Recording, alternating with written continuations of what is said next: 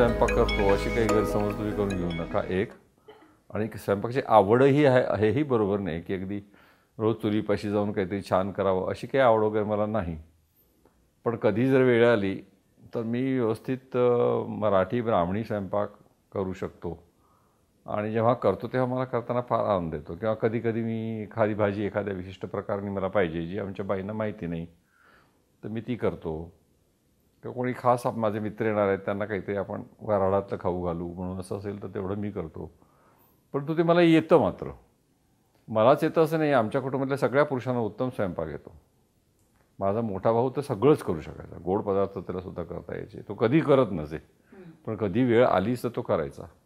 धाकटा करतो. म्हणजे सरोज जर गावाला गेली माझी भावजाई धाकटी 8 दिवस तो घरी करतो. आम्ही कधीही कोणीही हॉटेलमध्ये जात नाही.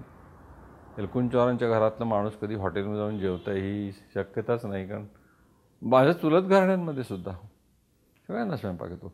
मला असं वाटतं की आम्ही एलकुंचवार लोक ना, आम्ही तेलंगणातून इथे आलो. माझी 9वी पिढी, त्याच्यामुळे आता तेलगू बिलगू काही राहिलेलं नाही आमच्या घरामध्ये. पण काही भाताच्या रेसिपीज राहिलेल्या आहेत. कारण त्या एक बाई सुनेला देते, ती मग तिच्या सुनेला, अशी ह्या पद्धतीने राहत असणार. त्या भाताच्या रेसिपी आणि लोणच्यांच्या रेसिपी या सगळ्या आंध्रातल्या आमच्या घरात आहेत, अजून टिकलेले आहेत.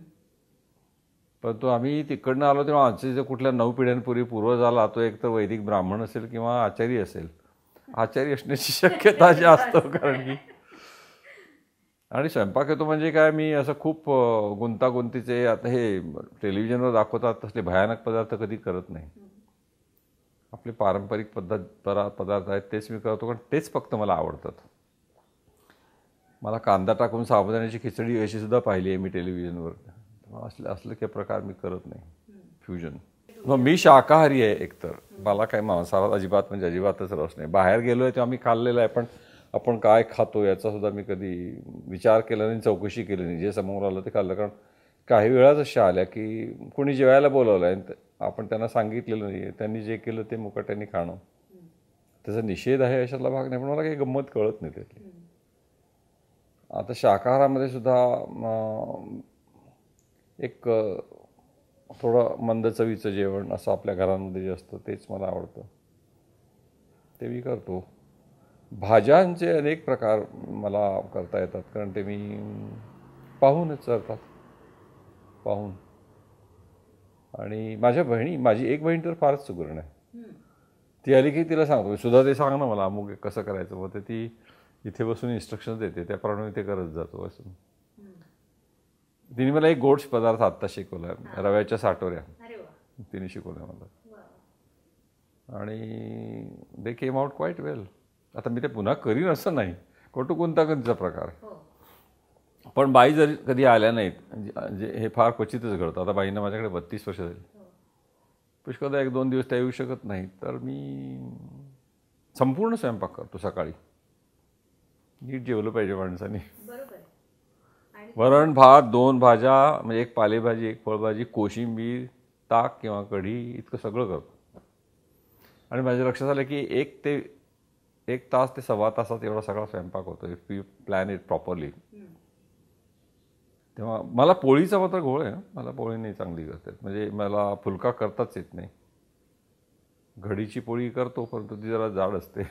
एक आमच्याकडे गोळा भात नावाचा प्रकार आहे, जो आता बऱ्यापैकी पॉप्युलर झालेला आहे मला वाटतं. ते बेसनाचे गोळे असतात किंवा चण्याच्या डाळीच्या भरड्याचे गोळे असतात. ते भातात टाकून शिजवतात. ते आता कोणी तसं करत नाही, कारण ते गिचका होतो त्याच्यामुळे झाकणावर अलग प्रमाणे वाफवून घ्यायचे. किंवा ज्यांना पचत नाही त्यांना तुरीच्या डाळीचे पण ते करतात गोळे. तो गोळा भात, वडा भात, भरडा भात. नंतर भात शिजत असताना त्याच्यामध्ये खाचा करून भाजलेलं बेसन टाकतात असं. ते बाकी मग सगळा माल असतोच दाणेबिणे. त्या बेसनामध्ये जर तुम्ही तिखट मीठ घालून ते भाजलेलं असलं तर ते टाकून ते भाताबरोबर शिजू द्यायचं. तो भात. असे पुष्कळ प्रकार आहेत भाताचे. नंतर मी दहीबुत्ती हा प्रकार मी पुण्यात खाल्ला आणि तिथून मला तो आवडला. मग साऊथमध्ये तर काय दही भात त्यांच्या रोजच्या जेवणाचा भागच असतो. दही चांगलं असलं तर मला तो पण आवडतो. इकडे सणाचा स्वयंपाक जो असतो तो वडा भात आणि पुरण असाच असतो. म्हणजे इकडे म्हण आहे की तवा मांडला की कढई मांडलीच पाहिजे, किंवा कढई मांडली की तवा, असं काय नक्की कधी. म्हणजे एक तव्यावरची पुरणपोळी असली तर कढई झालीच पाहिजे, वडा पाहिजेच. आणि डाव्या बाजूचे खूप असतात तोंडी लावणी आमच्याकडे. ते तिकडेही असतात. खरं म्हणजे मराठी जेवणाचं ते वैशिष्ट्यच आहे. म्हणजे महालक्ष्मींच्याकडे आमचे सण असतो तर ते एक एक खाता खाताच पंचायत होते. 7-8 तर तोंडी लावणीच असतात. हो, पंचामृत असतं, डाळ असते, चटणी अमुक ते अमुक, एक ओली कोशिंबीर, एक कोरडी कोशिंबीर, नाना प्रकार असतात. मेथकूट. ते एवढं काय मी करत नाही, पण मला कोशिंबिरीशिवाय माझं जेवण होत नाही. आमच्याकडे चिंचगुळचा प्रकार, चिंचगुळाचंच वरण, आमटी ज्याला म्हणतात पुण्याकडे. इकडे कोणी आमटी म्हणत नाही, आपण फोडणीचं वरण म्हणतो ना मराठवाड्यात पण. मराठवाड्याचं इकडचा स्वयंपाक तसाच हे आहे. तर तुमच्या तिकडे मराठवाड्यात आंबट गोड नसतं मला असं वाटतं. आहे? आमच्या वहिनी मेहकरच्या होत्या, त्यांच्याकडे नव्हतं, त्यांच्याकडे आंबट गोड नव्हतं. तर तो सुद्धा सगळ्या 12ही महिने नाही चिंचगूळ, काही विशिष्ट काळात. पण आता चिंचेवर मी आमसुलावर आलेलं आहे. आमसूल आणि गुळ यांचं वरण करतो मी. तर त्यात मी आता एक इनोव्हेशन असं केलं की ओल्या खोबऱ्याची सवय विदर्भातल्या लोकांना नव्हती, अजूनही नाही, कारण आमच्याकडे खोबरं होत नाही, कोरडं खोबरंच सगळीकडे. पण आता ओलं खोबरं मिळायला लागलेलं आहे, म्हणजे आता चव पण मिळतो. अगदी तयार बापटांकडे फ्रीजमध्ये ठेवलेला असतो. तर मी पुण्याला वगैरे आमटीमध्ये ओलं खोबऱ्याचा चव खाल्लेला आहे, मला तो आवडला, त्यामुळे तो मी वापरून करतो ती आमटी. आणि माझ्या हातची मला प्रमाण माहीत आहे ते एक्झॅक्टली, किती आमसुलं, किती गूळ हे माहीत आहे, किती कन्सिस्टन्सी त्याची याचा अंदाज. ते बाईंना मी करू देत नाही, मला ते खायचं असलं की म्हणजे जवळजवळ रोजच. कारण त्यांना चिंचगुळाचा अंदाज नाही, त्यांना गूळ कशात कुठल्याही पदार्थात टाकणं ही गोष्टच भयंकर क्रिमिनल वाटते. विश्राम बेडेकरांच्याकडे एक खास चटणी खाल्ली, ती मी खातो. लसूण ओला, पांढरच खोबरं आणि मीठ एवढंच फक्त बाटायचं किंवा ते मिक्सर म्हणून काढायचं आणि त्यात हवं असलं तर दही घालायचं. इतकी अप्रतिम लागते ती चटणी. ओलं खोबरं. ओलं खोबरं आणि लसूण आणि मीठ, एवढं तिखट नाही, मिरची नाही, पांढरी शुभ्र दिसते ती. आणि त्यात दही घातलं की आणखी छान लागते ती. असं मी पिकअप केलेलं आहे कुठून कुठून. एक कोशिंबिरीचं रहस्य माझ्या लक्षात आलं. माझ्या बहिणीने मला हळूच सांगितलं की कोणाला सांगू नकोस. म्हटलं बरं. ती म्हणाली साईजचंच दही वापरायचं कोशिंबिरीला, साधं दही नाही. आणि नसेल साईजचं दही तर साय घालायची आणि मिरच्या काय घालायच्या नाही त्यात. तर मग एकदा असंच म्हटलं आपण फ्रूट सॅलड करतो तर कोशिंबीर करू, म्हणून मी सालं काढली सफरचंदाची, त्याचे बारीक तुकडे केले आणि त्याच्यामध्ये दही, साय, थोडं मीठ घालून हे केलं तर फार वेगळी लागते ती, छान लागते ती. आमच्याकडे माझ्या बहिणीने आणखी एक शिकवलेली कोशिंबीर म्हणजे आपली चण्याची डाळ असते ती भिजवून ठेवायची आणि ती भरड काढून घ्यायची मिक्सरमधून, ओली 3-1 तास भिजवल्यानंतर ती काढून घ्यायची आणि काकडीच्या कोशिंबीर ती टाकायची दाण्याच्या कुटाऐवजी, थोडी टाकायची पण, आणि लिंबू पिळून, कारण ही दही नाही त्या कोशिंबीर, लिंबू पिळून मग हिंगाची फोडणी वगैरे. तशा कोशिंबीर जरा नाजूक काम आहे, पण मला जाड कोशिंबीर आवडत नाही, त्याच्यामुळे माझ्याकडे ते अंजलीचं हे आहे, ते टक टक टक टक टक टक असंच विडीवर नाही मला चिरता येत, परंतु टक टक टक टक करून ते असं असं केलं की बारीक होतात ते. परंतु तो पदार्थ मी करतोच. मला मराठवाड्यातला काही अंदाज नाही आहे जेवणाचा, कारण माझा प्रवास फारसा तिकडे झालेला नाही आहे. 1-2दा गेलो आहे तर मी घरी जेवलो आहे, नानांच्याकडे जेवलो तर ते माझं आमच्यासारखंच आहे खूपसं. मला खानदेशातल्या जेवणाचा काही अनुभव नाही, पण तिकडचं भरीत आम्ही ऐकून त्याप्रमाणे इकडे करतो, वांग्याचं भरीत. आणि स्नॅक्स मला आता मी खात नाही स्नॅक्स, कारण मला दुपारच्या जेवणाची वेळच येत नाही, संध्याकाळी 6ला मी जेवतो त्यामुळे. पण पूर्वी स्नॅक्समध्ये करायचो बाबा मी. साबुदाण्याचे वडे माझा आवडता पदार्थ, तर ते मन लावून करून ते दिसायला छान दिसले पाहिजे, मग ते मला आवडायचे. खाणार 2च. कोकणातल्या चवी मला असं वाटतं की तिथल्या पदार्थामध्ये एक छान नाजूकपणा आहे, चवींमध्ये नाजूकपणा आहे. मूळ पदार्थांचा पोत आणि चव न घालवता, स्वाद न घालवता तिथे अन्न शिजतं असं मला वाटतं. मी काही खूप राहिलो नाही आहे कोकणात, पण मला फार आवडलं तिथे. मला कंटाळा आलाच नाही त्या जेवणाचा, खूप सुंदर. तर ते जेवण इकडे नाही आम्ही करू शकत. याचं कारण असं की ते जेवण इथे केल्यानंतर त्याचा कदाचित कंटाळा आली. इथली हवा इतकी गरम आहे, विशेषतः उन्हाळ्यामध्ये टेस्ट बड्स पूर्ण हे झालेली असतात, मेलेलीच असतात. त्याला खूप असं मसालेयुक्त पदार्थ असला तरच तोंडाला लाळ सुटते. ताजी कैरी आली रे आली की इकडे बघ केव्हा ते तिखट मिठात घोळवतो आणि खातो असं होतं. याचं कारण असं की तो स्टेपल डाएट होऊन बसतं ते उन्हाळ्यामध्ये सुरू झाला की.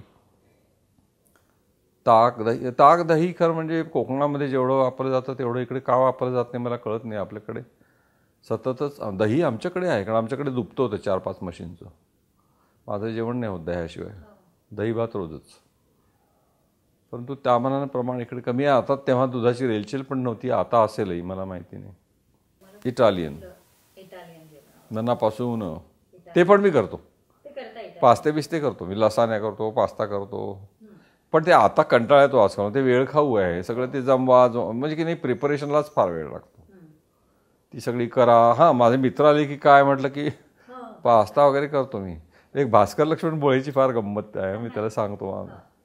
एकदा विजू नव्हती ते म्हणून भास्करला म्हटलं अरे तू इकडे ये ना माझ्याकडे जेवायला, मी तुझ्यासाठी बेक डिश करतो म्हणून पास्ता वगैरे आणला. त्यात ते सॉस वगैरे घालून चीज वगैरे घालून बेक केलं, खाल्लं आम्ही. काही दिवसांनी तो आला, काही दिवसांनी पुन्हा वेळेला म्हटलं अरे ये ना तुला मी फेतुचिनी नेपोलितानी करून देतो. तीच डिश माझ्या लक्षात नव्हतं आपण आधी केलेली आहे म्हणून मी केला पुरा फेतुचिनी. तो फेतुचिनी खास पास्ता असतो त्याला फेतुचिनी. तो केला, तो खाल्ला, काही बोलला नाही, तो सज्जन माणूस होता. तिसऱ्यांदा म्हटलं की अरे ये ना माझ्याकडे आज मी व्हाईट सॉसमध्ये, काय बोलू नको मला, वेगवेगळी नावं सांगून तेच खाऊ घालतो. बरं म्हटलं मग नाही मी भाकरी घेऊन येतो. ठीक आहे, विजू भाकरी छान करते. तो भाकरी घेऊन आला आणि त्या खाल्ल्या. मी कुठेही बाहेर इतर प्रांतांना जेवायला गेल्यानंतर ना तिथे ताट वाढण्याची काही पद्धत नाही आपल्यासारखी. डावीकडे काय उजवीकडे काय ते जी शिस्त असते मराठी ताटात ती दिसत नाही कुठे. त्यामुळे ते कुठेही काय मी दरवेळेला असं ताट ॲडजस्ट करत असतो की इकडचं तिकडे कर, तिकडचं इकडे कर वगैरे. ते कंडिशनिंग आहे अर्थात. स्वतः जाऊन सगळ्या भाज्या आणायच्या आणि फळं. हे कोणाच सोपत नाही काम, कारण लोकांना कळतच नाही भाज्या कशा आणायच्या असं माझं मत आहे. ही आपण आणायची. आणि माझे ठरलेले भाजीवाले त्यांना माहिती आहे, तर ते माझं बरोबर काढून ठेवतात. ते दुर्मिळ भाज्या, उदाहरणार्थ कार्टुली येतात सीझनच्या सुरुवातीला. तर मग आलेरी आली की तो आमचा त्याचं नाव विलास देशमुख आहे, त्याला मी नेहमी चीफ मिनिस्टरच म्हणतो. तो असं काढून ठेवतो बाजूला. उन्हाळ्यात काही प्रॉब्लेम नसतो जेवणाचा. आंब्याचा रस आणि पोळी एवढं असलं की झालं. ताक युजली असतं ताक आमच्या. ताकाची मात्र प्रकार करतात बाई काय काय काय काय ते मी सांगितलेलं. हां, ज्याला ताकतही म्हणतात की फोडणी तुपाची जिऱ्याची देऊन तसं ताक. तू हे कधी ताक केलंस की ताक करून त्यात एकच लसणाची पाकळी चुरडायची, अगदी कमी पाहिजे, जरा आहे नाही असं वाटलं पाहिजे. मीठ, साखर हवी असली तर साखर, आणि एकच लसणाची पाकळी टाकायची आणि घुसळायचं. त्या लसणाच्या पाकळीचा असा वास लागतो आणि सुंदर लागतं ते. मला पाहिजे आहे दह्यात काय लसूण, पण फार छान लागतं ते. तसं पण ताक आम्ही करतो कधी कधी. आणि लोकांना कळत नाही की वेगळंच लागतं म्हटलं. मग सांगतही नाही, रेसिपी कोणाला देत नाही. आमच्याकडे उपमा म्हणून सुद्धा करतो आम्ही, तो सांजा करतो तिखट मिठाचा. आवडच आहे ती तशी. बाहेर गेल्यानंतर कधीतरी फरक म्हणून म्हणजे एक वेगळं म्हणून खातो. साऊथमध्ये गेलो तर आता मी छान साऊथ इंडियन जेवण जेवलो. मला आवडतं जेवण ठिकाणचं खायला पाहायला. परंतु आमच्या घरामध्ये काहीच आमच्या डायटरी हॅबिट्स बदललेले नाही आहेत. त्याच काय माहीत. आणि इतरांच्या घरी कसं चाललेलं असतं ना, काहीतरी आज इटालियन करू, आज चायनीज करू. चायनीज म्हणजे मला अंगावर काटाच येतो. काय तेवढं बरं, ते तुम्ही जे चायनीज खाता ते चायनीज पण राहत नाही. मी चीनमध्ये जेवलं आहे, व्हेजिटेरियन जेवण जेवलं आहे, सुंदर असतं ते. परंतु असं काही नाही.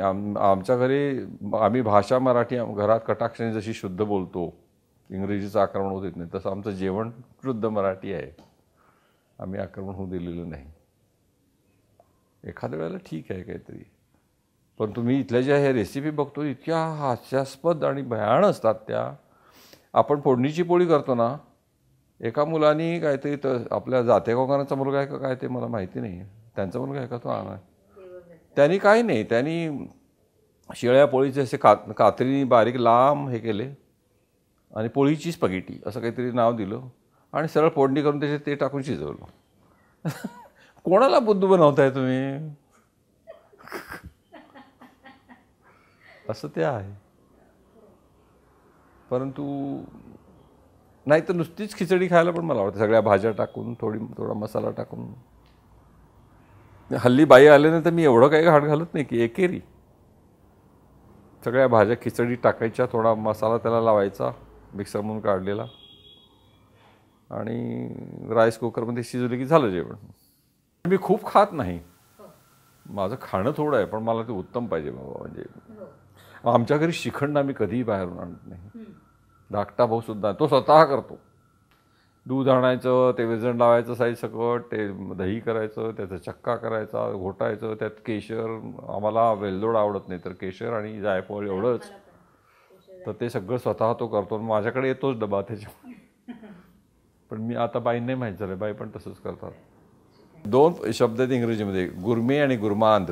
तुला माहीत असेल, गुरमांद म्हणजे खूप खाणारा, हे येऊ दे, ते येऊ दे, ते येऊ दे, खूप सगळं आवडतं, सगळं खूप खायचं. गुरमे अगदी थोडं खातो पण ते त्याला उत्कृष्ट प्रतीचंच लागतं. श्रीखंड म्हणजे त्यात ते मलईचं अचूक केशराने आलेला रंग, जायफळ रंग आणि तो चांदीच्याच वाटीत छोट्या चमच्याने, इतकंच. That is gourmet. मी याच्यात कुठे बसतो मला माहिती नाही, पहिल्यात नक्कीच बसत नाही, पण मी कदाचित गुरमे असेन. महेश काकांनी आत्ताच गप्पांमध्ये एका भरडा भाताची खमंग रेसिपी सांगितली आहे. ते रेसिपी ऐकल्यापासून मला ती कधी करून खाते असं झालं आहे आणि म्हणून आज मी ही रेसिपी करणार आहे. तर ती रेसिपी तुम्हीही बघा. ही रेसिपी खूप सोपी आहे. भात शिजवून घ्यायचा, शिजत आला भात की त्यात जाडं बेसन, थोडेसे मसाले घालून त्याच्यात पेरायचं आणि त्याला एक छान दणदणीत वाफ येऊ द्यायची आणि मग तो भात खायचा मस्त वरून फोडणी घालून. तर बघूया आपण कसं करायचं ते. हे 1.5 वाटी तांदूळ आहेत धुतलेले, हे धुवून ठेवले आहेत आणि त्याच्या साधारण दुपटीपेक्षा थोडं जास्त पाणी म्हणजे 3.5 वाट्या पाणी आपण यात घेतलंय. त्याला चांगली उकळी आली आहे, तर आपण आता यात हे तांदूळ घालूया. त्या तांदळाचा नेहमीसारखा भात आपल्याला करायचा आहे. आता आपण हे मागच्या गॅसवर आणि बारीक गॅस करून भात शिजायला ठेवूया. पण आता समोरच्या गॅसवर बेसन भाजायला घेऊया. हे जाड बेसन आहे, साधारण 1.5 वाटी भात आहे म्हणून आपण 1 वाटी या हिशोबाने बेसन घेऊया. आपण आता 1 टेबलस्पून तेल ह्याच्यात घालणार आहोत. बेसन आपण ह्याच्यात घालणार आहोत.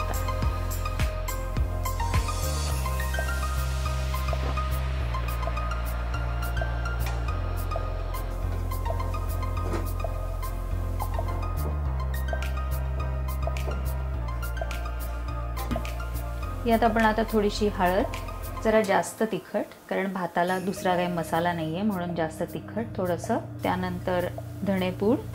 हे सगळं आपल्या चवीनुसार घ्यायचं आहे. आपण जसं खात असू त्याप्रमाणे चव कमी जास्त करायची आहे. आणि शेवटी मीठ घालूया. मीठ थोडंसं जास्त लागणार आहे कारण आपण भातात मीठ नाही घातलेलं. आणि याला एक हलकंसं थोडंसं भाजून घेऊया. गॅस मी ऑलरेडी बंद केलेला आहे. हे बेसन आपलं छान भाजून झालेलं आहे. आता खरी मजा आता आहे की आता हे भातात हे बेसन कसं पेरायचं हे आपण बघणार आहोत. आता आपल्याला भाताला चिरा द्यायचा आहे. केक किंवा ढोकळा कापतो तसं आपण या भाताला चिरा द्यायचा आहे.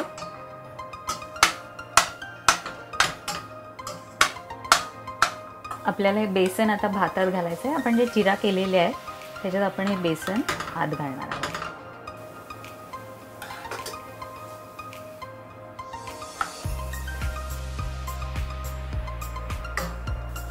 आता हे बेसन आपण छान मिक्स केलेलं आहे ह्याच्यात आणि आता आपण ह्याच्यावर झाकण घालून त्याला तव्यावर ठेवून एक छान वाफ आणणार आहोत.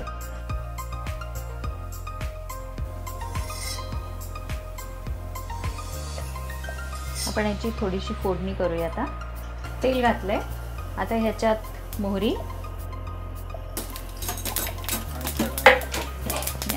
आता आपण ह्याच्यात मोहरी तडतडली आहे, सुकी लाल मिरची घालूया.